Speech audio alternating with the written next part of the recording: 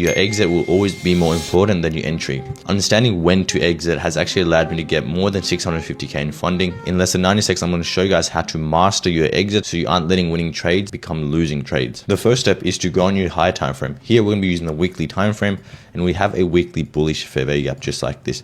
This weekly fair value gap allows us to know if price is bullish. It's going to use this weekly to continue that expansion. However, we also have a weekly bearish fair value gap just like this. So here on the lower time frame, once we reach this weekly, we want to see if there's confirmation for price if it wants to take it to this weekly fair value gap right here. Now you guys can trade with a bearish bias to this weekly and then a bullish bias to this high here. So now if you guys are long to this weekly bearish fair value gap, you guys want to exit once we do mitigate the weekly.